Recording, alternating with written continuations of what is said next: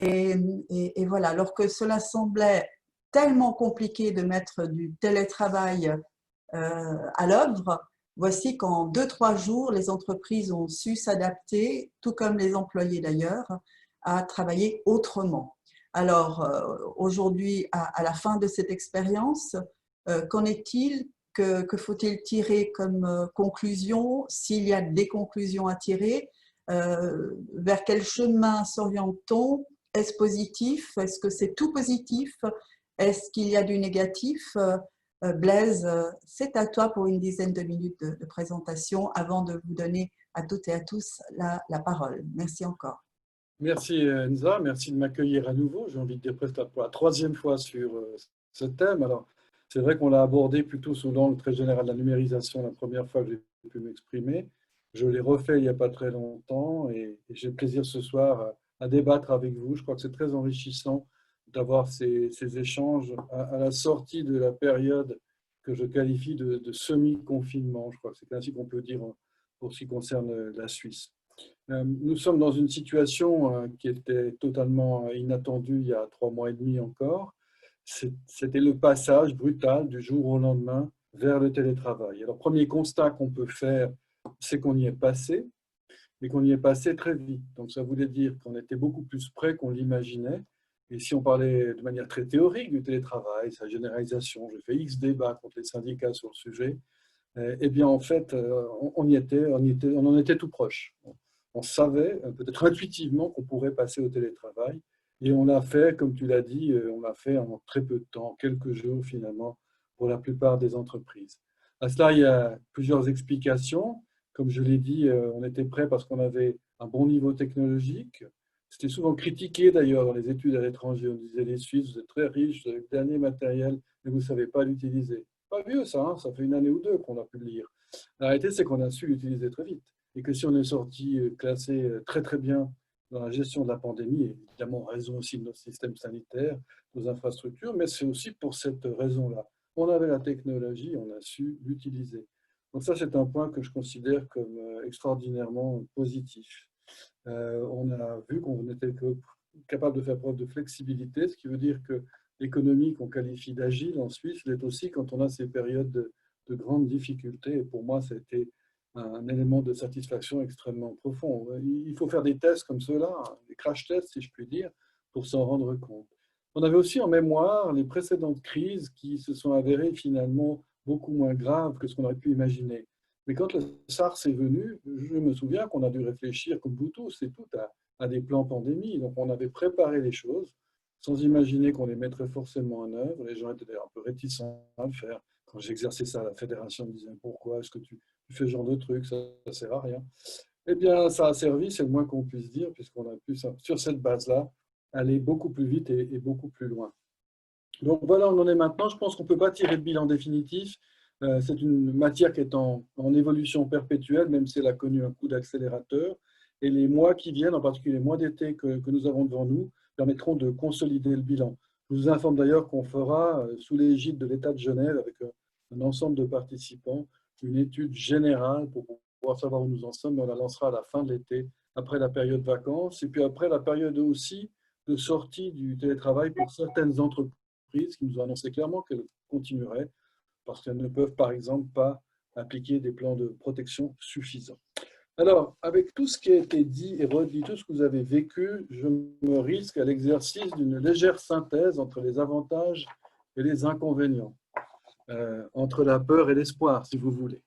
Donc, c'est très subjectif, je ne prétends pas du tout à l'exhaustivité, vous compléterez. Avantage numéro 1.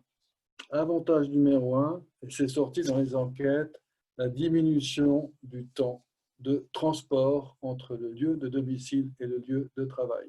Si vous regardez tout ce qu'on a comme littérature sur le sujet, c'est ça. Plus besoin de passer des heures dans le train, dans le métro, dans la voiture. Bon, à vélo, c'est un peu différent parce qu'à Genève, on a choisi une option tout vélo.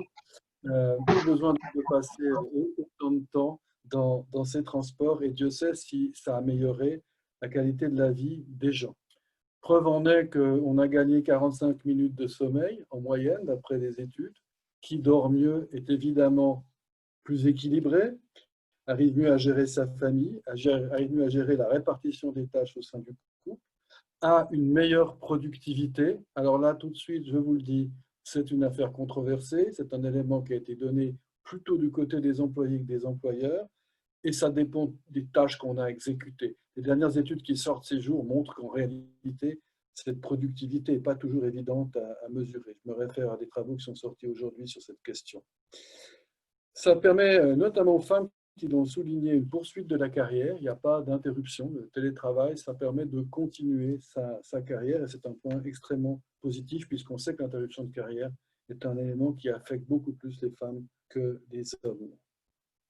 Du côté des employeurs, bien ça aura permis de passer le cap. Au fond, ces mesures fondamentales ont permis pour beaucoup d'entreprises, je ne dis pas toutes, je suis bien conscient que les secteurs ont des activités de nature très différentes et même qu'à l'intérieur d'un secteur, certains peuvent faire du télétravail, d'autres moins.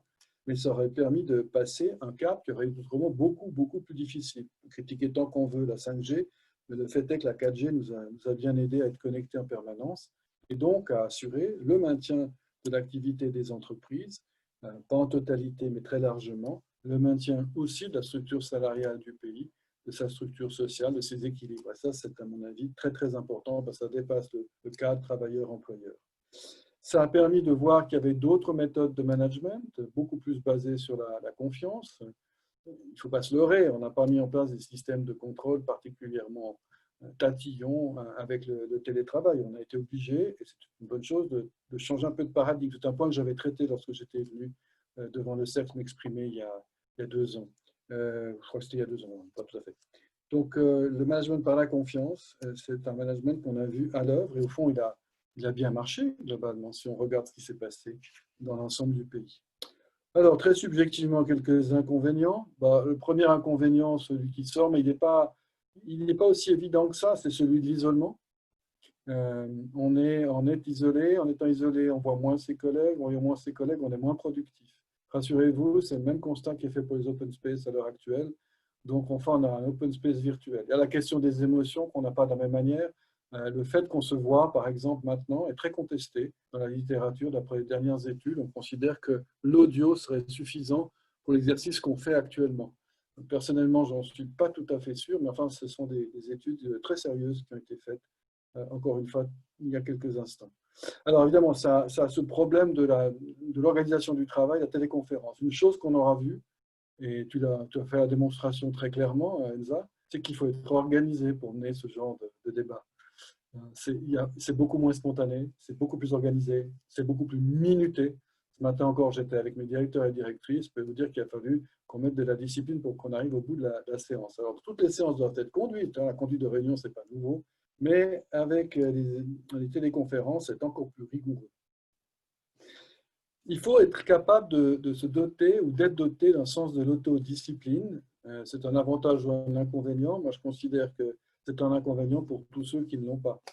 Il faut savoir qu'on est au travail et pas qu'on est juste à la télé. Ça, c'est un problème qu'on peut rencontrer. Il peut y avoir tout d'un coup des personnes qui sont, disons, moins disciplinées que d'autres et donc moins productives et ça crée aussi des tensions dans l'entreprise. Il y a des règles, des contraintes qui nous empêcheront de généraliser. Je pense en particulier aux contraintes de sécurité sociale, les fameux 25% du temps de travail dont on a parlé. Mais il y a les problèmes fiscaux, il y a les problèmes de loi sur le travail, il y a les problèmes d'une manière plus générale également de soumission du droit du travail à une juridiction plutôt qu'une autre. Il y a la séparation vie familiale, vie professionnelle, pas toujours évidente. Le coucou des enfants, on l'a vu très souvent durant cette période, c'était adorable, mais ça ne montrait pas forcément qu'on était totalement sur ces tâches professionnelles. Il y a le crainte de l'ubérisation, c'est-à-dire tout le monde indépendant dans le futur. On a vu que vous pouviez travailler à la maison, donc on vous donne un statut d'indépendant. Plusieurs articles ont paru sur la question. Et je terminerai donc avec quelques défis, là aussi très subjectifs. D'abord, la question de l'état d'esprit. Si on veut poursuivre avec le télétravail, et à mon avis, on n'aura pas le choix, ce qu'on a vécu maintenant, on peut en tirer un bilan. Donc, ce n'est pas qu'on aime ou qu'on n'aime pas, c'est que c'est là, c'est un fait. On est à la sortie d'une crise qui nous a montré que c'était possible. C'est donc un état d'esprit qui consiste à dire on va continuer et il faudra déterminer comment le faire. Il y aura la problématique des objectifs à atteindre, du contrôle des objectifs. Ça, c'est un point délicat. On a les outils informatiques pour le faire, encore faut-il qu'on sache les utiliser avec toute la mesure adéquate. Il y a la problématique de l'organisation du lieu de travail à domicile, des frais, du contrôle que l'employeur peut exercer, ce n'est pas forcément non plus très évident là, des méthodes de conduite, de la communication. Alors, on a vu, par exemple, la transversalité s'était beaucoup améliorée à certains égards, probablement sous la contrainte. Est-ce que ça va continuer après? C'est une chose qu'on peut voir télétravail ou pas, qu'on peut voir devant nous et qui n'est pas réglée. Pour ce qui est de l'organisation des déplacements, ce n'est pas si simple que ça. Si on ne modifie pas fondamentalement la façon de se déplacer, on ne va pas résoudre les problèmes. On aura, par exemple, des gens en télétravail de lundi et le vendredi. Alors, ça ira bien le lundi et le vendredi, et puis ça sera l'apocalypse le mardi, le mercredi et le jeudi. Je peux rajouter le mercredi aussi. Donc, vous voyez, à un moment donné, vous ne pouvez pas mettre tout le monde en télétravail le lundi, le mercredi et le vendredi. Enfin, c'est des questions qu'il faut résoudre. Il y a une certaine aussi d'équité à avoir. Vous devez tenir compte des âges, des tâches, etc., etc. Ça demande beaucoup d'organisation, comme d'ailleurs la conférence d'aujourd'hui le montre. Il y a l'adéquation des locaux. Bien entendu qu'on peut partir en théorie d'une diminution du nombre de mètres carrés pour les entreprises. Et des études de l'UBS aujourd'hui montrent qu'on va dans ce sens. L'UBS veut d'ailleurs continuer avec le télétravail. Mais ça veut dire quoi? Ça veut dire que si vous voulez offrir un cadre de travail agréable, en fait, vous ne pouvez pas économiser énormément sur les locaux. Si vous voulez élargir les open space, tout en introduisant le télétravail, vous n'allez pas gagner beaucoup de mètres carrés. C'est amusé à faire toutes sortes d'études sur cette question. Après, c'est un choix. Si vous choisissez de gérer de manière brutale le télétravail, ben vous dites, voilà, il y a tant de mètres carrés, il y a tant de connexions disponibles, vous venez, s'il n'y a pas de place, tant pis, vous dégagez, vous repartez à la maison. C'est une méthode qui a été utilisée par certaines entreprises. En termes d'ambiance, c'est peut-être pas la meilleure, mais c'est une option qui est sur la table, qui est connue d'ailleurs depuis bien longtemps. Et puis enfin, et pour terminer, l'autre défi, c'est évidemment d'être capable d'imposer, de maintenir une discipline entre sa vie professionnelle à la maison et sa vie privée à la maison. Voilà l'ensemble des défis que j'ai pu relever, mais il y en a certainement beaucoup d'autres. Et comme ça, je m'arrête. Merci. Alors, merci beaucoup. Juste, vous allumez vos micros pour déjà applaudir pour cette introduction Blaise Mathey, s'il vous plaît.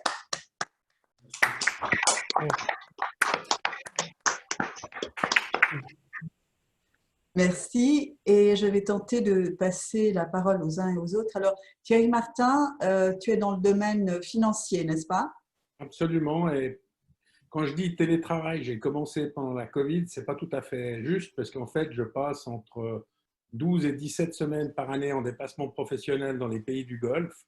Donc, travailler depuis une chambre d'hôtel et puis depuis les bureaux des clients, c'est déjà un fait. Donc, c'est vrai que de passer en télétravail, le plus grand changement, c'est de passer d'un environnement qui est multiple et mouvant à un environnement qui est plutôt ponctuel, qui ne change pas.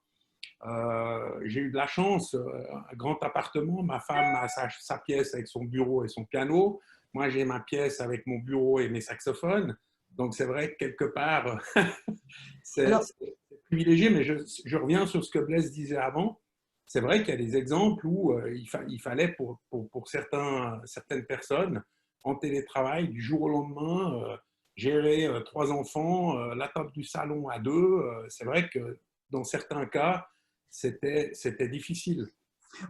Thierry, au vu de… Donc, vous avez à chaque fois une minute complète hein, pour dire à peu près ce que vous voulez, ou presque, si je ne vous interromps pas. Thierry, moi, je pensais que tu allais partir aussi sur la sécurité, puisque tu es dans le domaine financier. Quid de la sécurité entre les ordinateurs entre les ordinateurs personnels et les ordinateurs notamment c'est Lulu, j'en ai 2. Mon ordinateur professionnel, il est à côté de moi. Donc, j'ai fait du télétravail en double. Et les 3 fois où je suis passé au bureau, les 3 fois, une fois par mois en moyenne, ça commençait par un passage à l'informatique qui récupérait mon téléphone enregistré Swisscom portable, avec laquelle toutes les communications avec les clients passaient, et mon laptop. Et il y avait une mise à jour de sécurité complète. Ça prenait entre 1 heure et 1 heure et demie. Et puis ensuite, je pouvais réintégrer mes logos et je devais, au minimum, une fois par mois, on m'a demandé de me connecter depuis la plateforme du bureau. Alors, ce n'est même pas un gain de productivité, c'est vraiment quelque chose lié à la sécurité pour être connecté sur les serveurs sans prendre en considération la plateforme à distance, puisque comme la plupart des entreprises, on a un plan de recovery, donc nos locaux sont à Satigny. Donc, on a toujours en permanence un nombre de places de travail qui permettrait, en cas de problème au centre-ville, de se déplacer pour continuer d'assurer le service à la clientèle. Donc, j'ai eu ces 3 passages au bureau. Maintenant, ce n'était même pas un gain de vitesse, puisqu'on a la chance à Confignon, où je réside, d'être en fibre optique, ce que d'ailleurs Blaise Mathey a l'air de profiter également, ce qui veut dire que ma connexion personnelle à la maison est en tout cas 2 fois plus rapide que celle depuis le bureau. Merci beaucoup Thierry. Alors, Blaise, peut-être par rapport aux séances que tu as déjà faites sur la sécurité, est-ce qu'il va… Non, et la 5G, est-ce que ça va se faire? J'ai un avis assez tranché sur la question. La problématique de sécurité existait avant. J'ai d'ailleurs rédigé le règlement concernant la sécurité des systèmes d'information de la Fédération l'année passée. Et le problème se posait déjà, comme Thierry l'a très bien dit, les nomades, dont il fait partie, les nomades sont confrontés à ce problème de sécurité depuis fort longtemps. Et donc, on a des canaux sécurisés. Et la problématique de la sécurité, on a juste eu besoin, nous, de la rappeler par rapport à ce qu'elle était déjà. Donc, c'est sûr qu'il faut veiller de manière extrêmement attentive à la question de la sécurité. Mais pour moi, le problème de la sécurité, notamment dans les PME, il est posé de toute façon. Et le problème qu'on a, c'est qu'il y a beaucoup de PME qui n'en sont pas conscients. Donc, ce qu'on leur a proposé, notamment avec le CUSI, c'est de faire des checks de sécurité, c'est de se poser quelques-unes des bonnes questions qu'on doit faire. Alors, certains l'ont fait, hein, et la démonstration vient d'être faite par Thierry, mais d'autres sont, comment dire, un peu plus laxistes dans la façon de fonctionner. La crise a simplement montré que si on était trop laxiste, on était exposé. Et il faut faire très attention à ça, et dans le futur, il faudra faire encore plus attention à ça. Merci beaucoup. Jérôme, à toi. Toi, évidemment, tu suis des entreprises. Est-ce que ça se fait aussi facilement en télétravail? Est-ce que tu te réjouis de reprendre des activités chez les clients, dans les bureaux, enfin de voir du monde? Qu'est-ce qui se passe chez toi? Bon, nous, on avait pris un abonnement à des technologies qui nous permettaient de passer en télétravail. On avait tout installé un mois avant, donc on avait quand même globalement de la chance. Après, au niveau des clients, il y a différents constats. La première chose, c'est qu'il y a des réactions qui sont extrêmement hétérogènes. Il y a des gens avec qui on a eu une meilleure qualité de coaching en visioconférence, avec un partage de documents à l'écran, qu'en présentiel. Et puis d'autres où ça ne marchait pas du tout. Et du coup, effectivement, je m'aperçois qu'il y a certains de mes clients avec qui on va continuer à travailler largement en visio, et d'autres où on a repris déjà les rendez-vous physiques, mais même quasiment on ne les a jamais arrêtés parce qu'on a essayé 2 fois et puis on s'est aperçu que ça ne marchait pas. Un autre élément, c'est que sur les rendez-vous en visio, en fait, je trouve quand même beaucoup plus vite, et je ne suis pas le seul à faire ce constat-là. Donc, il y a aussi des questions à se poser là-dessus, sur cette adéquation du temps de travail et des temps de récupération, et quels sont les outils finalement qu'on va proposer aux gens pour qu'ils s'adaptent à ces nouveaux modes. Ensuite, les visios, c'est très bien. On peut le faire avec des comités qui sont relativement larges comme on le voit aujourd'hui, mais sur des interactions qui sont relativement réduites. Toutes les expériences de formation, par exemple, avec des groupes de plus de 20 personnes, c'est quand même extrêmement difficile. Et on s'aperçoit, il y avait eu un sondage qui avait été fait au niveau des professeurs de la HEG de Genève, où il y a quasiment 80% des profs qui disaient que si on continuait que en visio avec les étudiants, ils arrêtaient ou ils changeaient de métier. Donc il y a quand même des problématiques et des choses qui marchent très bien et puis d'autres pas du tout. Et il va falloir qu'on fasse la part des choses. Là où j'aimerais bien entendre Blaise Mathey, c'est que pour moi, il y a une opposition dans le discours collectif aujourd'hui entre cette volonté de résilience qui est de retrouver finalement la forme originelle qu'on avait, hein, c'est la définition, et puis cette volonté de passer à un autre monde. Et je ne suis pas sûr que tout le monde soit très au clair sur ce que la population veut ou comment on va évoluer au niveau du tissu économique. Blaise? Bon, moi, je peux être d'accord avec tout ce que Jérôme a dit. Je pense qu'il y a effectivement une situation dans laquelle on doit s'adapter par rapport aux personnes et à leurs requêtes. On l'a vu. On a des collaborateurs qui n'ont pas du tout envie de continuer en télétravail, d'autres qui nous demandent majoritairement ardemment une certaine forme de télétravail. Idem avec les clients. Le fait est simplement que la numérisation de la société s'accélère et qu'on peut aimer ou pas la question, il faut s'adapter. C'est toujours la même histoire. Survivront ceux qui s'adapteront. Donc, j'ai envie de dire, certes, il y a des clients sans doute pour lesquels on peut rien faire, mais il faudrait essayer de les aider justement à s'adapter un minimum parce qu'autrement, ils seront perdus dans quelques temps.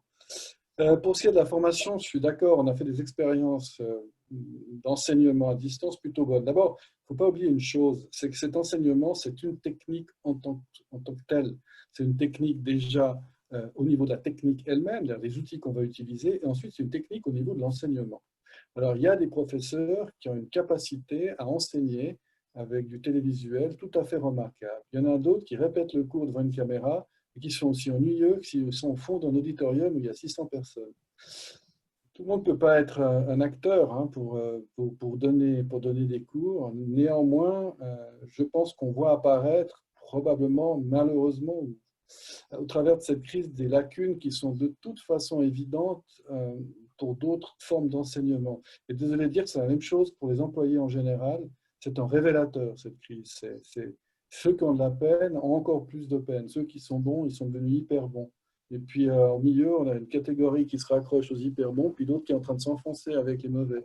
Donc moi, ma crainte pour le futur, puisque Jérôme a évoqué cette question du futur, c'est qu'il y en ait des phénomènes de décrochement trop accentués. J'aimerais pas qu'on en arrive là.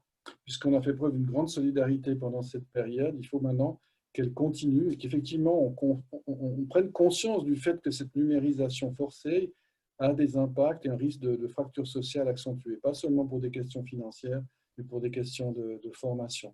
Et il faut que la plupart des gens qui sont un peu décrochés numériquement comprennent que c'est dans l'intérêt de se raccrocher à ça.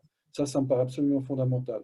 Après, Jérôme, le reste viendra naturellement. On ne peut pas faire de prédictions sur ce que sera le futur. Mais ce futur-là, au fond, on en a quand même un certain goût maintenant.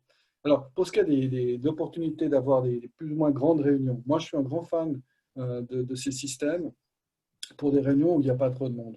Je pense qu'on s'évite des déplacements, on peut régler des tas de trucs, on partage les documents, on écrit dessus. Enfin, ça marche très, très bien. Tous les systèmes sont à peu près équivalents. Donc là, on a fait de très bonnes expériences pour finalement des séances qu'on aurait pu faire très facilement dans un bureau. Donc, on gagne en productivité. Où je suis alors moins, mais vraiment pas du tout convaincu, c'est par les très, très grandes séances. Là, ça va encore, on est un groupe raisonnable. Mais dès qu'on a des groupes de 100, 250, c'est juste une catastrophe. Autant enlever les vignettes, autant se mettre en audio, écouter la conférence, parce que ça revient à ça. La seule différence, c'est d'avoir l'image. Ouais. Merci Blaise. On constatait ce soir, il n'y a jamais eu autant de femmes pour un I face à face. Donc, il faut croire que le télétravail peut-être intéresse, voire motive plus les femmes. Et pourtant, elle est où Julie Huguet, hyper occupée toujours dans une ville à une autre avant le confinement. Et puis, elle s'est retrouvée à travailler à la maison avec son petit bout qui lui courait de partout. Ton expérience et puis peut-être nous dire ce qui se passe avec ta plateforme. Ouais. Merci déjà Blaise pour la présentation, c'était hyper intéressant et ça rejoint beaucoup d'informations que j'ai pu échanger avec mes clients ou mes freelances. Donc juste pour effectivement remettre le contexte, moi je suis l'heureuse fondatrice d'une communauté d'experts indépendants des métiers du digital. Donc j'ai 25 000 freelances référencés sur une plateforme qui se situe en France et en Suisse et qui interviennent pour des entreprises différentes, de la start-up au grand groupe, sur des projets à valeur ajoutée comme la refonte de sites web, la digitalisation d'activités, l'amélioration de parcours utilisateurs. Et donc, j'ai affaire à des personnes indépendantes, qui ont choisi d'être indépendantes, qui sont des entrepreneurs, même s'ils sont seuls dans leur activité, et qui exercent du coup le télétravail depuis très longtemps, puisque en fait, bien souvent, même si dans les entreprises, pour des réunions, le gros de leur mission, ils l'effectuent depuis chez eux. Donc ça, c'est une partie de ma communauté. Et après, j'ai de l'autre côté en face toutes les entreprises, donc de la start-up au grand groupe, qui, eux, se sont retrouvés donc, dans des situations comme moi, comme vous, comme ce que vous avez pu expérimenter, du jour au lendemain, en remote, en travail à domicile, avec effectivement pas trop de difficultés d'un point de vue technologique, parce que ça fait quand même longtemps qu'on parle de transformation digitale et qu'on a mis des outils en place, donc il était le temps de les utiliser. Mais d'un point de vue organisationnel et managérial, qui ont rencontré des difficultés, donc pour toutes les raisons que Blaise a citées. Et nous, on s'est permis de faire une étude justement en fin de Covid auprès de nos clients et auprès de nos freelances pour comprendre un peu ce qu'ils avaient vécu. Donc, il y a pas mal de choses qui reviennent dans ce qu'on a entendu jusqu'à maintenant. Et du coup, je veux bien compléter avec 2-3 infos que j'avais. Je ne sais pas si ça peut être utile et si vous voulez rebondir dessus. Une information qui est revenue côté entreprise, qui a été notamment tout ce qui est management. Le management n'était pas préparé. On est sur un management qui est assez ancien, avec une manière malheureusement qui infantilise un peu souvent les collaborateurs, où on est dans de la surveillance de temps de travail, on est dans la surveillance un petit peu dans beaucoup de présentéisme même, et qui n'est pas forcément non plus preuve de productivité. Et là, d'un coup, les managers se sont dit « Ah ben mince, les réflexes que j'avais de surveiller le temps de travail ne sont plus là, comment je m'adapte ?» Et donc, un manque de formation côté manager qui s'est fait ressentir. Et du coup, effectivement, on bascule beaucoup plus sur du management de la confiance. Management de la confiance, donc ça veut dire management bienveillant, mais aussi management sur objectif. Ça ne veut pas dire qu'on ne fait plus rien. Et surtout, une demande côté salarié qui était d'être quand même managé et surtout d'être accompagné, puisque un salarié a quand même besoin d'être guidé d'une certaine manière. Donc, ça revoit, c'est une vraie transformation managériale qui a eu lieu, qui s'est accélérée. Donc, ça, c'est vraiment ce que les clients nous ont fait remonter. Ils nous ont fait remonter aussi… Enza, n'hésite pas à me couper, hein, parce que du coup, il y a tellement de choses. J'aimerais te couper là, malheureusement. Mais on y reviendra, c'est tout à fait passionnant. Blaise, tu veux réagir? Oui, j'ai traité la question. En fait, j'avais déjà traité avant qu'on ait la crise de la Covid. Donc, on est de toute façon confronté à cela maintenant avec la transformation numérique. Effectivement, définir des objectifs, c'est important. Et définir des objectifs, ça prend du temps. Et pour certains managers, ça va être aussi pour eux une épreuve du feu. Parce qu'au fond, on peut penser que le simple contrôle des présences, c'est une définition d'objectif, mais ça ne l'est jamais. Et les outils de management contemporain, normalement, devraient déjà nous amener à faire comme ça. Donc, si on a déjà fait sa transformation, on doit pouvoir passer ce cap sans trop de difficultés. Mais alors, je rejoins Julie totalement. Je ne pense pas que ça soit évident dans toutes les entreprises. J'ai pu le voir. Et puis alors, il y a aussi des employés qui, franchement, sont désemparés par rapport à un nouveau style de management. Ça, je l'ai constaté. Donc, on a des deux côtés des choses à faire progresser. Merci beaucoup. On parle beaucoup de formation, accompagnement. Fabien, évidemment. Merci, bonsoir à tous et à toutes. Puisque, comme tu le disais, on peut parler au féminin. Je crois qu'effectivement, Blaise Mathey l'a souligné, cette crise, pour moi, ça a été un exhausteur finalement. Alors, pas un exhausteur de goût, mais ceux qui avaient des problèmes avec la technologie se sont retrouvés confrontés à ça, et de manière très dure. On ne peut pas demander à notre voisin. Donc voilà, et les voisins, du coup, gagnent en productivité, parce qu'il n'y a pas le voisin qui demande en permanence comment tu fais pour. Pour le management, on voit très clairement que ceux qui ne fonctionnaient pas par objectif et qui préféraient tourner de table en table ont eu un peu de mal aussi. À l'inverse, pour donner l'exemple positif, un client important pour nous qui est SIG, le télétravail a très bien fonctionné pour tous les services qui étaient déjà en mode équilibre, puisque le fonctionnement par objectif marche déjà depuis plusieurs mois, voire plusieurs années. Et puis enfin, on a parlé des formations tout à l'heure. Je crois que Blaise Mathey l'a souligné. C'est le formateur qui arrive en séance sans objectif, sans déroulé, et qui occupe sa journée en faisant faire des travaux de groupe à tout le monde. Mais il a eu beaucoup plus de mal à le faire à distance. Donc là aussi, ça a été un exhausteur du manque de travail andragogique de certains formateurs. J'ai eu la chance, ou je ne sais pas si j'ai eu une chance d'en suivre certains en tant que participant. C'était un peu compliqué. Donc voilà. Maintenant, à terme, nous, on n'a pas beaucoup de clients qui nous demandent des formations à distance. On va plutôt les utiliser pour les missions de conseil et les accompagnements personnels. Mais là, les gens ont surtout envie de se retrouver et de faire des choses ensemble. Donc, c'est plutôt une bonne nouvelle. Donc, il nous tarde d'y retourner. Voilà. D'accord. Sur la formation, Blaise, tu veux L'un des éléments connexes de la formation, c'est le réseautage. Donc, à distance, le réseautage, vous oubliez. C'est rare que vous ayez une conversation qui se poursuive ensuite entre deux personnes. En tout cas, j'en ai pas vu énormément ces derniers temps.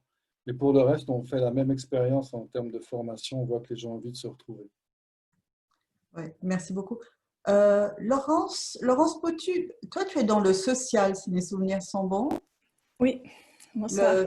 Bonsoir. Le télétravail dans le social, c'est peut-être plus difficile. Alors, oui, alors de la part des collaborateurs, on avait depuis déjà quelques années une demande de pouvoir faire un peu du télétravail pour certaines fonctions. Et puis, c'est vrai que tant qu'on n'avait pas cadré ça, on n'a jamais vraiment formalisé ça. Et puis, du coup, la crise Covid a été vécue comme un accélérateur comme pour tout le monde. Alors, on était prêt au niveau technologique. Et puis, par contre, on a dû relever non seulement ce défi technologique, mais en plus, on a dû faire les formations à distance, continuer à coacher nos participants à distance avec un certain nombre de personnes qui n'étaient pas forcément équipées. Donc, je travaille à l'ESO Genève et puis notre public, souvent, c'est des personnes qui ne sont pas forcément équipées en informatique. Donc voilà, on a fait des bonnes expériences, notamment je rejoins un petit peu ce qui a été dit tout à l'heure par rapport au coaching par téléphone. Et puis, on s'est rendu compte pour certaines personnes que ça amenait plus de choses positives que peut-être en présentiel. Donc voilà, maintenant on est avec ce défi de continuer la formation à distance parce que c'est aussi une demande de nos mandants de pouvoir continuer. Et puis ça révèle qu'il faut, c'est des formations particulières. Enfin, c'est pas les mêmes compétences de faire une formation. Vos mandants, Laurence, c'est qui? Alors c'est principalement l'Office cantonal de l'emploi, l'assurance invalidité, l'Hospice général. Okay. Voilà. Et puis, voilà, la demande, c'était déjà de continuer pendant le Covid à suivre les personnes, les bénéficiaires qui le pouvaient. Et puis, à l'avenir, c'est aussi quelque chose qu'on doit développer. Donc, ça met en lumière des défis de compétences de formateurs chez nous. On a aussi un défi voilà, on a envie de continuer dans le télétravail, offrir cette possibilité.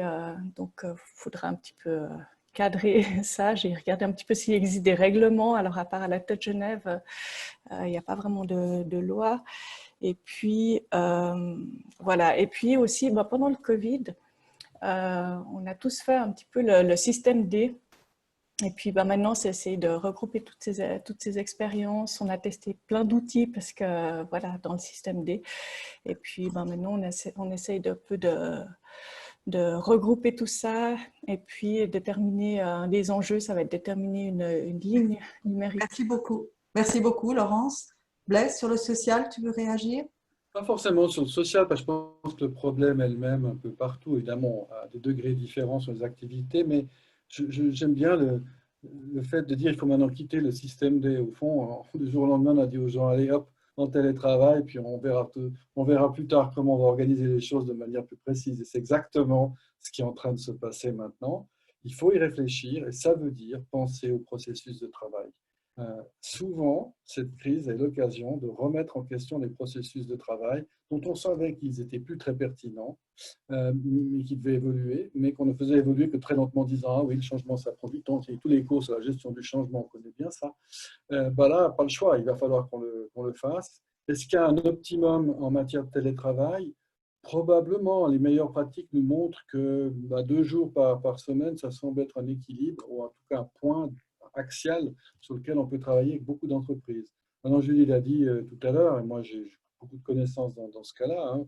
Il y a beaucoup de gens à 100% en télétravail aussi, ou à 99% en télétravail. Donc ça existe, mais c'est probablement pas l'idéal. Et ceux avec qui j'en parle, j'ai des amis très proches qui sont dans cette situation, c'est pas souvent le grand bonheur. Ils aimeraient avoir un peu plus de contact. Donc, bien sûr, je respecte tout à fait ce genre de travail, cette façon d'exercer son travail. Mais on voit que globalement, on aimerait avoir parfois un peu plus de contact. Et puis alors pour l'entreprise, si tant est que l'entreprise existe encore, c'est sûr que ça pose un problème par rapport aux valeurs qu'elle défend, par rapport aux missions qu'elle a à accomplir. Ça, c'est certain. On s'identifie beaucoup moins. Alors, la question, c'est de savoir si on veut encore s'identifier à quelqu'un ou pas dans le monde du travail du futur.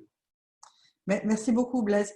Mais bon, évidemment, nous, on peut se permettre dans certaines sociétés d'être en télétravail parce que nous sommes dans du tertiaire. Moi, ce qui m'intéresse aussi, Michel Yazigi peut-être, quand on a des entreprises, alors est-ce que ça crée une nouvelle économie? Je pense à tes entreprises de sushi. Est-ce que tout d'un coup, tu as vu des commandes affluer par tous ces gens en télétravail qui vont plus au restaurant par contre, mais qui vont te demander des sushis à la maison? Pour la gymnastique, ça va être un peu difficile d'en faire, quoique. Michel. Merci Anza, merci Blaise pour votre intervention. Alors, en effet, pour revenir sur la restauration, le télétravail et la pandémie a augmenté nos commandes à l'emporter, ce qui paraissait plus ou moins normal, mais a diminué le surplace et le à l'emporter. Hein. Donc, c'est plutôt les livraisons, pardon, qui ont augmenté. Ce qui n'est pas forcément intéressant en fait pour une structure dans la restauration parce que le fait de livrer engendre des frais supplémentaires. Et évidemment, sur ce type de business, le télétravail est pas possible. D'un point de vue, je pense que tu parlais du pavillon, donc il y a un fitness et un centre de bien-être. Là aussi, malheureusement, le télétravail est impossible. On a essayé pendant la pandémie donc de créer une chaîne qui permettait aux gens de s'entraîner à distance. Mais alors c'est un support qui est intéressant, mais qui remplacera jamais le fait d'aller à la salle. Et le troisième domaine, l'événementiel, c'est un peu la même chose aussi. On se retrouve confronté à devoir rencontrer les clients généralement sur site et faire des événements. Et en interne, on a essayé. Alors, c'est quelque chose sur lequel il faut encore qu'on travaille.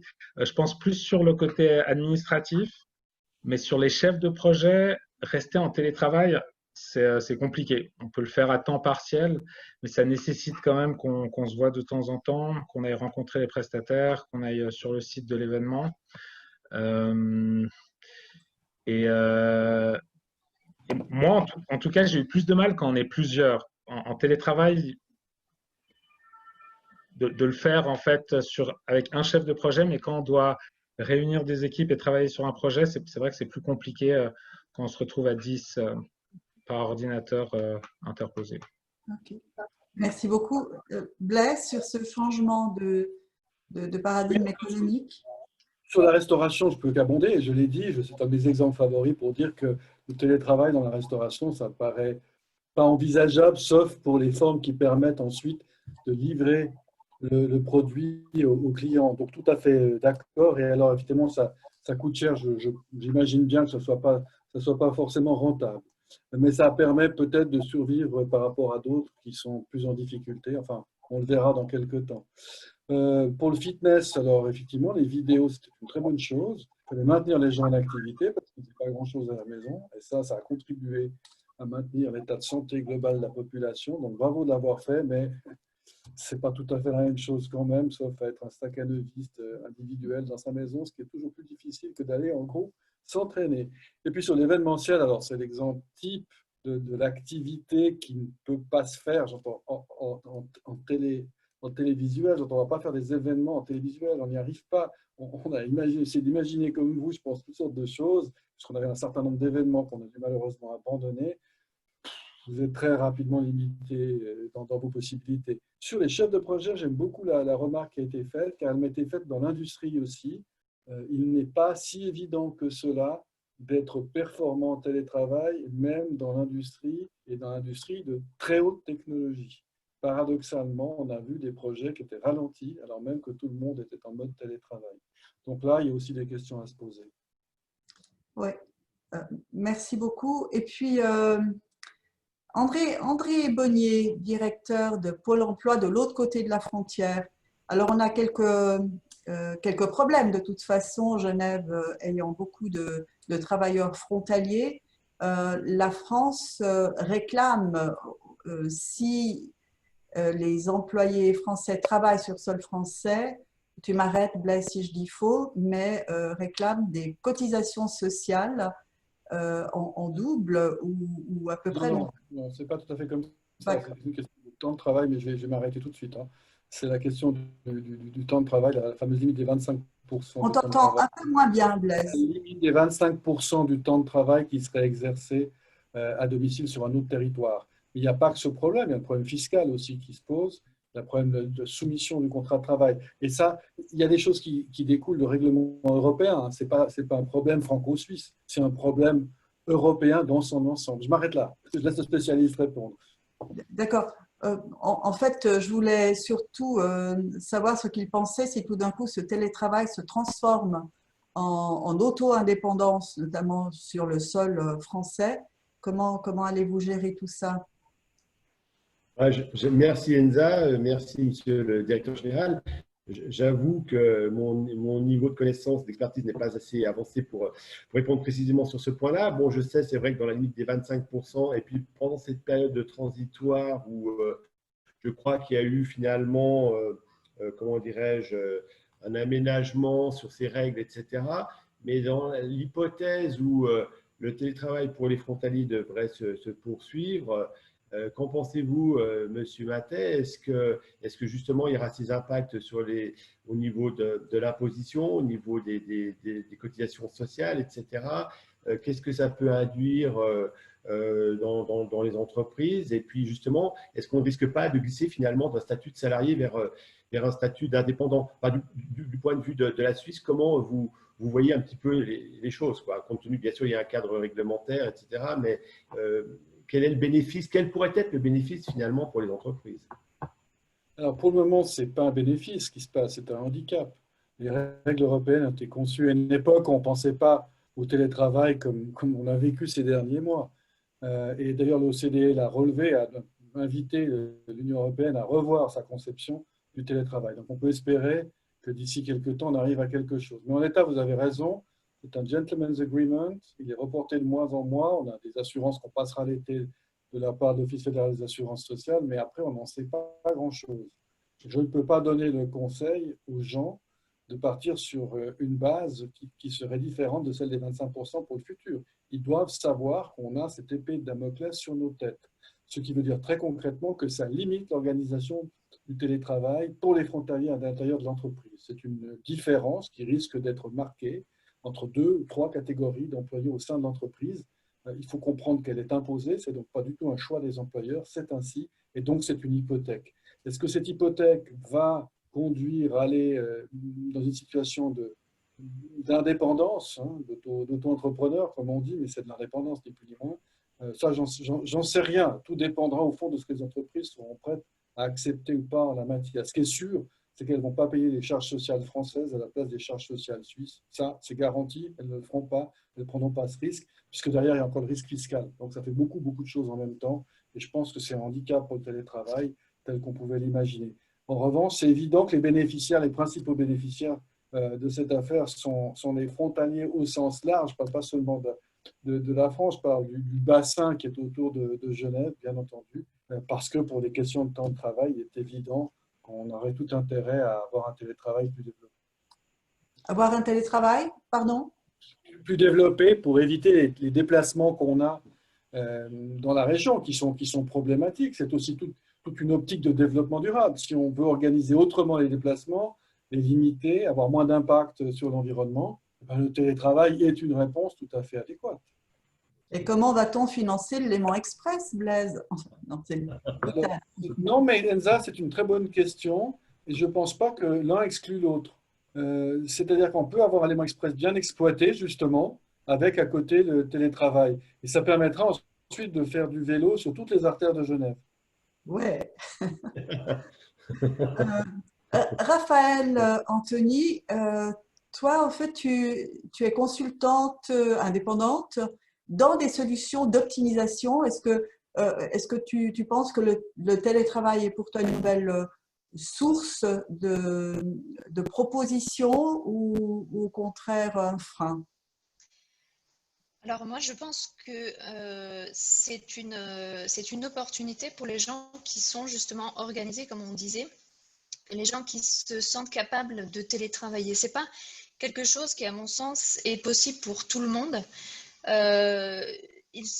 Pour moi, il semble que c'est quelque chose d'important pour les personnes qui sont assez organisées pour le faire. Mais c'est pas accessible à tout le monde, en fait. Mais moi, je vois le télétravail comme une opportunité pour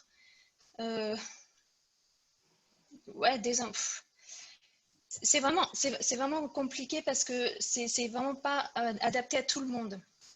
Il y a des personnes qui vont très bien télétravailler, qui vont savoir s'organiser, et puis d'autres personnes, c'est pas adapté. Mais pour les entreprises, oui, ça peut être une opportunité d'optimisation, oui. Mais comme disait, je ne sais plus qui c'est, je crois que c'est Blaise qui disait 2 journées par semaine, pas plus. Le télétravail, on ne peut pas le faire à 100%. Pour moi, c'est pas possible. Okay. C'est quelque chose qui doit s'imbriquer voilà, dans l'organisation, dans les 40 heures, dans le temps de travail, mais pas exclusivement. Merci beaucoup, Raphaël. Mais alors, peut-être, Blaise, est-ce que ça ne met pas un peu aussi les interactions entre les entreprises en cause? Si tu disais les gens vont télétravailler le lundi et le vendredi, style long week-end, entre guillemets, et puis d'autres le jeudi et d'autres le mardi, comment on va pouvoir se retrouver dans des agendas d'entreprises peut-être déjà bien chargés? C'est un véritable défi et je pense qu'on devra dire non.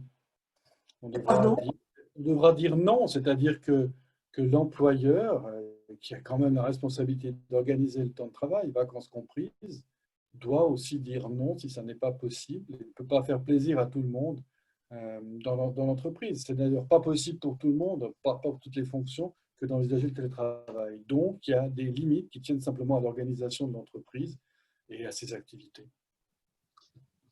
Merci beaucoup. Alors, Islam, toi, tu es de l'autre côté de la Méditerranée et tu faisais une remarque par rapport à la production industrielle, puisque tu en es proche. Là, tu dis c'est absolument impossible. Alors, au niveau mentalité en Algérie, est-ce que c'est quelque chose d'acquis et au niveau de la production industrielle, tu veux nous dire un mot là-dessus? On a les multinationales qui ont tenté d'introduire ça ici localement. Il y a un mindset qui est plus ou moins calé sur les standards internationaux. Par contre, on a un gros problème ici en Algérie, c'est la qualité de la connexion Internet. Donc, je pense que c'est un préalable qui est incontournable. Alors, on essaie de jongler entre la 4G, la DSL, etc. Et ça nous permet un petit peu, cette situation qui est absolument exclusive et inédite, nous permet un petit peu de nous adapter. Bon, pour tout ce qui est administratif, c'est plus ou moins possible en fonction des métiers. Tout ce qui est exécution, opérateur sur machine, bien entendu, c'est impossible. Après, on a la bureaucratie qui nous oblige à nous déplacer systématiquement et d'être présent au sein des administrations. Ça, c'est une chance inouïe que vous avez en Suisse. Comme mon épouse était étudiante à Genève, c'était que je venais de Paris pour le week-end ou la semaine et elle réglait tout par téléphone. Et je lui disais, mais comment est-ce que tu fais pour tout régler par téléphone? Elle me dit, ça fonctionne comme ça en Suisse. Bon, merci. Au niveau de l'international, Blaise, est-ce que tu y vois des avantages ou des difficultés? Oui. Je vois des avantages et des inconvénients. Comme je l'ai dit, sur les grandes manifestations, je doute qu'on puisse utiliser le télétravail vraiment avec beaucoup d'efficacité. J'y crois pas. Vous savez tous, je suis au conseil d'administration du Bureau international du travail, donc je suis en plein là-dedans aussi. Et franchement, il a fallu procéder par délégation et par mini-conférences sur des sujets bien précis. Vous ne pouvez pas faire autrement. Les conférences, encore une fois, à plusieurs milliers, c'est tout à fait exclu, ça n'apporte rien, autant les abandonner. Donc, il a fallu concentrer le travail, le diviser, c'est ce qui s'est passé. Où je trouve intéressant la réflexion, c'est avec d'autres fonctions que je viens d'endosser pour les bâtiments des organisations internationales. Donc, évidemment que ces bâtiments ont des centres de conférences. Et la question qu'on peut se poser, c'est quel type de conférence va-t-on avoir d'ici 1 année ou 2 ans? On a vu qu'on pouvait faire des petites conférences de manière relativement efficace sans se déplacer, et ça va donc avoir un impact sur ces infrastructures de conférence, à l'instar des infrastructures d'exposition qui sont chahutées partout dans le monde. La situation des centres de conférences diplomatiques ou non diplomatiques dans le monde n'est pas bonne. Elle n'est pas bonne du tout. Heureusement, elle est un peu meilleure à Genève qu'elle n'est dans d'autres endroits. Mais je pense que ça peut avoir effectivement un impact, alors peut-être pas forcément celui que tu imaginais, Enza, mais un impact sur tous ceux qui ont des centres importants pour accueillir les conférences internationales. Merci beaucoup. Qui ne s'est pas encore vraiment exprimé? Laetitia, toi qui fais beaucoup de salons, ça va être un peu compliqué, non? De faire goûter le bon vin que tu promeus par Internet. Ouvre le micro. Laetitia, le micro. Merci Enza, merci Monsieur Blaise Maté.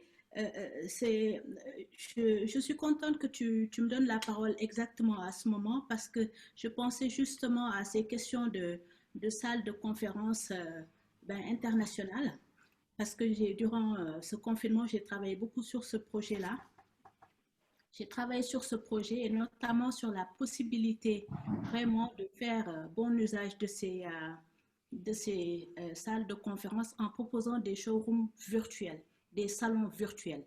Et pour embrayer un peu sur les salons de vin, notamment, j'ai imaginé des salons qui se feraient à distance, mais avec un prérequis d'inscription préalable, l'envoi d'échantillons pour que ça puisse se faire comme si on était en présentiel, comme ça se passait dans les salons. Donc, pour parler de manière plus générale par rapport au télétravail, moi, je pense que c'est quelque chose qui a été initié depuis très longtemps, mais à compte-gouttes, qui s'est imposé à nous et sur lequel on a vu des bienfaits. Il n'est point interdit qu'une autre circonstance, que ce soit le Covid ou autre chose, nous amène à s'y replier. Donc, je pense qu'il est opportun de voir toutes les possibilités que ça peut apporter et d'en prendre parti. Si je prends l'exemple ici en France, comment ça se passe par rapport aux écoles, la reprise, et avec le revirement, le regain de cas qui commence à pointer, on ne nous en parle pas concrètement, mais c'est la réalité. Pourquoi ne pas utiliser les possibilités qui sont dans la transition numérique, la possibilité de faire la formation à distance pour stabiliser la situation sanitaire, au lieu de vouloir coûte que coûte engranger des fonds pour mettre tout le monde dans des écoles, installer des gens à 1 mètre, 2 mètres l'un de l'autre. Il ne faut pas refuser ce qui s'offre à nous. La transition numérique, elle est là. La transition écologique aussi, elle est là pour revenir sur les salons et les conférences internationales. C'est le moment d'embrayer le pas tout en maintenant la synergie obligatoire et incontournable dont nous avons besoin en des instants T de présentiel. Merci Laetitia. Merci beaucoup. Tu avais un peu d'avance sur le sujet apparemment. Blaise, des salons tous en… Oui, bien sûr, et la technologie qui va évoluer.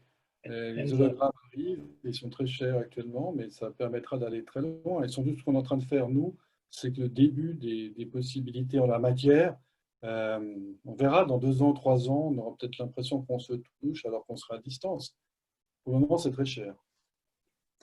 Merci beaucoup. Et puis, le télétravail permet de ne plus faire voyager les maris. Hein? Claude et Guy. Le micro. Il faut que tu ouvres le micro. On ne t'entend pas. Enza? Oui, il n'a pas ouvert le micro. Enza, est-ce oui. que… Enrico? Oui, bonsoir. Oui, attends une seconde. C'est normalement Claude et Guy qui devraient parler. S'il ouvre le micro. Il n'a peut-être pas envie de se prononcer sur ce sujet, Enza aussi. Vous les amis, le micro. Il a pas voilà. Ah. Voilà. Donc, on ne t'entendait pas. Sur ce sujet. Écoutez, Blaise, tu as commencé ton intervention par une énumération avec les avantages, les inconvénients, toutes les questions qui se posent. On est devant une véritable révolution.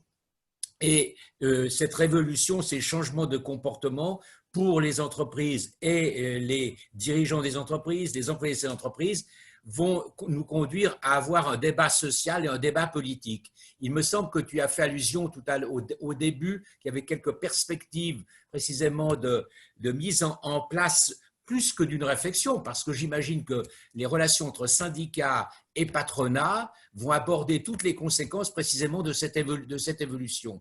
Alors, si tu peux nous dire quelques mots sur la méthode de gérer cela, parce que ce soir, nous avons entendu des témoignages intéressants nous montrant que le télétravail n'est pas applicable pour toutes les entreprises, que tout le monde n'a pas l'esprit du télétravail, on n'a pas forcément la discipline individuelle qui nous permet à la maison de nous comporter d'une manière très professionnelle. Tout ça provoque des changements très grands et indiscutablement, il y aura un débat, il y aura des échanges entre les représentants du personnel, les représentants des entreprises et les représentants politiques. Si tu peux dire 2 mots à ce sujet.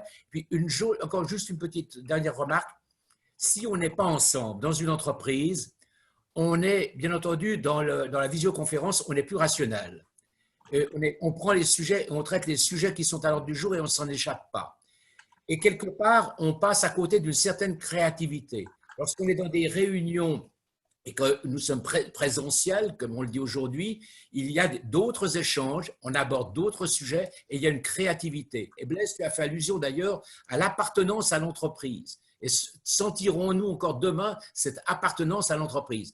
Alors, je suis peut-être conservateur, mais ça me paraît bigrement important d'être attaché à une entreprise et de pouvoir précisément être une force de proposition dans l'entreprise. Et le fait, alors c'est dire que le télétravail ne peut pas être à 100%, parce que si il devait être trop large, on serait à côté de cette créativité. Mais merci de t'exprimer sur l'avenir des négociations entre le politique, les entreprises et les syndicats. Oui, alors je vais commencer par la fin de ton intervention, si ça ne te gêne pas. Sur ce qu'est la créativité, je te rejoins. Forcément que je te rejoins un peu. En même temps, j'ai envie de te dire, on vient de faire des études sur les brainstorms qui montrent que c'est totalement inefficace. Donc, en fait, ce qu'il faut, c'est que chacun puisse venir aussi avec ses idées, puisse les exprimer. C'est ça qui est déterminant. Et alors, évidemment, il y a peut-être plus de barrières dans le télévisuel, mais ce n'est pas du tout évident. Il faudra qu'on fasse des analyses comparées dans quelques temps pour qu'on sache si véritablement il y a une méthode qui est meilleure qu'une autre. Je pense que la créativité en entreprise, ça ne se décrète pas. C'est un terreau qu'on met en place avec du respect, avec de la stimulation, avec beaucoup de choses. Malheureusement, il y a beaucoup de gens qui parlent de créativité, mais ils ne sont pas très créatifs. Ça, c'est un des problèmes aussi que j'ai rencontrés ces dernières années. Voilà, parenthèse refermée. Deuxième, tu me l'as demandé, mon appréciation du partenariat social. Alors, je vais te dire que je suis très négatif sur ce qui s'est passé ces derniers mois. Je suis négatif, en tout cas, pour la discussion qu'on a eue ici à Genève, où il n'y a pas eu de proposition de la part des syndicats. C'était l'occasion pour eux de rebondir et de proposer un certain nombre de formules en matière de télétravail. Et j'ai publié un tout petit peu là-dessus. Je me suis pris des volets des syndicats romans qui ont dit en gros que ce que j'ai appelé à faire, c'est à démanteler la loi sur le travail, avoir des personnes qui travaillent tous les dimanches, la nuit. Mais c'est la réalité. C'est la réalité. Je ne peux pas, comme entrepreneur, accepter le fait de payer des heures supplémentaires le dimanche si je me retrouve avec des gens qui souhaitent travailler le dimanche parce que ça les arrange du point de vue de leur organisation familiale et parce qu'ils sont en congé le lundi matin. Alors, on a un droit du travail qui est complètement inadapté, mais malheureusement, la position des syndicats est une position 19e siècle, elle ne correspond pas du tout à l'évolution. Et ce qui est en train de se passer, c'est qu'ils sont dépassés, complètement dépassés par la problématique, et que s'ils n'y prennent pas garde, une fois qu'ils se seront opposés, ils ne seront finalement plus très crédibles. Donc moi, ma crainte, c'est qu'il y ait un affaiblissement du partenariat social par manque d'appréhension de cette problématique. Il ne faut pas se faire d'illusions, ils sont complètement largués sur ce plan. Ils ont été complètement dépassés par la chose. Alors, au plan fédéral, c'est un tout petit peu différent parce qu'il y a eu des séances qui étaient quotidiennes avec les partenaires sociaux. J'ai envie de dire que là, on a pris la mesure du problème et on a compris qu'il fallait lâcher. Très bien, d'ailleurs, ça s'est retrouvé dans les ordonnances Covid qui nous ont permis d'instaurer le télétravail de manière beaucoup plus souple que si on avait dû appliquer le droit usuel. Mais je suis un peu pessimiste pour le reste. Alors, j'ai qu'un espoir, c'est qu'ils comprennent quel est l'intérêt finalement des gens qu'ils représentent. C'est plus ceux du 19e siècle, c'est plus ceux des années 30, c'est ceux de la génération XYZ pour l'essentiel. Et ces gens-là, ils ne vont pas se reconnaître dans des syndicats s'ils ne s'adaptent pas. Ça ne veut pas dire qu'on doit casser les protections. On doit simplement les organiser autrement. C'est sûr qu'on ne peut pas faire 12 heures de télétravail, comme on ne peut pas faire 12 heures dans la mine sans qu'il y ait un certain encadrement. C'est sûr qu'on ne va pas le faire 7 jours sur 7. ces jours qu'on doit, à un moment donné, garantir le droit à la déconnexion. Je suis le premier à penser que c'est indispensable si on veut récupérer. Mais pour le moment, on est dans une situation, il y a une différence majeure entre ce que les entreprises ont fait et vécu ces 3 derniers mois et ce que les syndicats ont ressenti. Et j'entends en tout cas au niveau du patronat genevois, c'est une déception profonde. Oui, d'où cette alerte quand même sur les entreprises qui mettraient leurs employés, aujourd'hui j'attire vraiment là-dessus l'attention, en indépendant, avec des nouvelles… On ne peut jamais mettre les gens en indépendant. Non, mais tu as compris ce que je voulais dire. Tu comprends ça, tu comprends. Mais malheureusement, c'est une pratique que j'ai vue. Je l'ai vu d'ailleurs avant la Covid, à chaque crise, on a droit à tout d'un coup une émergence de très nombreux indépendants à qui on dit, écoutez, selon les critères de l'AVS, vous n'êtes pas à considérer comme un indépendant. Donc le droit social est déjà un droit restrictif. C'est pour ça qu'on a ces affaires Uber en Suisse. C'est parce qu'on applique les 10 critères de l'AVS qui sont appliqués également par la SUVA. Eh bien, il faut être capable de démontrer qu'on est un indépendant, qu'on va vivre sans être sous le joug d'une personne en particulier. Et ça, ce n'est pas si évident. La question des locaux, la question des clients, etc. Alors, certains nous reprochent d'être parfois avec nos institutions sociales trop restrictifs. Je rappelle que nous ne faisons qu'appliquer le droit fédéral en la matière. On te réinvite pour un sujet là-dessus très prochainement, Blaise. C'est hyper intéressant. Christian Piton. Christian, ouvre ton micro. Voilà. Et puis, si les gens ils restent à la maison, tu n'as plus rien à surveiller. C'est une vérité de la palisse. En fait, bonsoir tout le monde. Bonsoir Blaise. Bonsoir Enza. Bon, en ce qui concerne une entreprise comme la nôtre, une entreprise de service, c'est clair qu'on a eu plusieurs phases. La première phase, il y a eu des chantiers qui ont fermé, des magasins qui ont fermé, etc. Puis il y a une deuxième vague où on a eu énormément de commandes. Alors c'est clair que le télétravail pour nous, c'est pour qui? C'est pour en partie les RH, en partie peut-être le marketing et en partie peut-être une personne de la planification. Mais tout ce qui concerne l'opérationnel, l'encadrement et même le boss, c'est le bureau et c'est le terrain. Donc, pas de télétravail. Donc, je dirais qu'à part 3 ou 4 personnes, mais 3 personnes chez nous, on est 150, eh bien, tout le reste, on était sur le front. Nos agents et nos agentes, bien entendu, aussi bien sur les chantiers qu'à l'entrée des magasins, eux, il n'y avait pas le choix d'être au télétravail. Voilà. En tout cas, moi, j'ai par contre beaucoup communiqué avec le personnel en faisant des vidéos pour les tenir au courant de la situation, de l'entreprise, des clients, pour les rassurer, pour qu'ils sachent qu'on perdait peu de clients, enfin, suivre l'évolution, et puis surtout les rassurer de l'état de santé de certains d'entre nous. Parce qu'au début, c'était un peu la panique, et puis on a des gens qui sont mis en maladie, bien sûr. Il n'y en a aucun qui l'a eu, ou peut-être une personne, mais c'était beaucoup de la communication par vidéo pour les rassurer. Mais pas tellement de télétravail. Merci beaucoup, Christian. Et puis, voilà, des questions comme celle-ci au niveau de la sécurité, Blaise, enfin, est-ce qu'au fond, ça ne va pas être une bulle et puis dès que la reprise est là, on ne va pas un peu oublier tout ça? Je ne sais pas. C'est difficile de répondre à cette question. Non, moi, je ne crois pas. Je pense qu'on va se transformer. Là, c'était évidemment une transformation totale, brutale, radicale. Mais on va sortir avec des entreprises qui ne fonctionneront pas, alors sous les exceptions qui viennent d'être mentionnées, qui ne fonctionneront pas ou plus de la même manière. C'est aussi une question d'attirer les talents, de les retenir. On a cette demande des employés qui nous disent « moi, je veux faire du télétravail ». Et les entreprises qui ne sont pas capables d'offrir pour un certain nombre de postes où c'est possible du télétravail, seront concurrencées par celles qui vont offrir du télétravail. Donc attention, c'est un problème de ressources humaines aussi. Merci Blaise. Alors, Enrico, management, marketing, c'est là où on peut faire du télétravail, tu es d'accord? Oui, bonsoir. Un peu moins le management, mais surtout pour les conférences que Blaise Maté a mentionné. Oui, c'est vrai que le domaine des conférences va souffrir. Il est en train de se réorganiser. Même des grandes conférences de 1500, 2000 personnes vont se tenir de manière virtuelle. Et pratiquement, vous avez l'impression d'être, excusez-moi de citer, d'être à Palexpo, alors que vous restez à la maison et vous pouvez suivre les grands orateurs. Vous pouvez même visiter des exposants.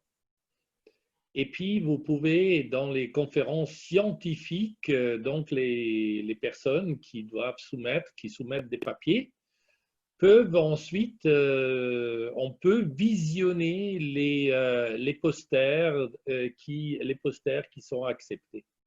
Donc, il y a une immense révolution qui se passe actuellement et je peux vous dire que dans le monde entier, tous les centres de conférences en projet ou qui sont projetés actuellement sont pratiquement à l'arrêt. Je suis en train de voir avec la ville de Lugano où nous sommes en train de peut-être construire un nouveau centre de congrès si vraiment ce centre de congrès devra être conçu comme nous l'avions imaginé. Par contre, toutes les salles de conférences qui sont disponibles à l'ONU, c'est peut-être à l'ONU et aux organisations internationales, c'est peut-être aussi un peu de les éduquer à ne pas organiser une conférence sur invitation en Nouvelle-Zélande où il y a 50 personnes de Genève qui vont en Nouvelle-Zélande et puis finalement de peut-être la faire dans les locaux qui vont être à disposition, super bien faits, à Genève, à New York ou à Nairobi. Merci beaucoup Enrico. Le temps a filé à toute allure. Peut-être encore une dernière intervention d'un membre du CDE. Richard, comme tu étais en retard, tu as la moitié du temps, tu as 30 secondes. Et pour donner la parole à Blaise pour sa conclusion. Oui, bonsoir à tous. Je vois qu'on est puni quand on arrive en retard. Je suis vraiment content. Mais c'était l'Apple Store qui m'avait retenu. J'ai toujours trouvé très intéressant la question tout à l'heure justement de ces valeurs que l'on vit en entreprise, parce que n'oublions pas une chose, c'est que l'homme est un animal grégaire. On ne peut pas vivre seul. Là, pourquoi ça marche, ce qu'on fait ce soir, c'est parce qu'avant, on se connaissait dans la vraie vie.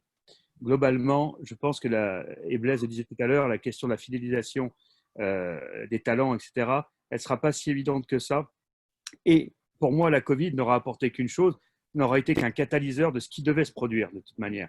On travaille de plus en plus. Richard, excuse-moi. Oui. On reprend la fin tout à l'heure, mais comme Thierry doit absolument partir, je vous propose, avant de faire la conclusion, Blaise, excuse-moi, la photo déjantée, celle qu'on aime et celle qui va apparaître sur les réseaux sociaux. Donc, vous approchez vos jolies bobines de vos caméras et puis vous faites tout et n'importe quoi. Surtout n'importe quoi. Je sais pas, on y va. C'est Julia qui prend la photo.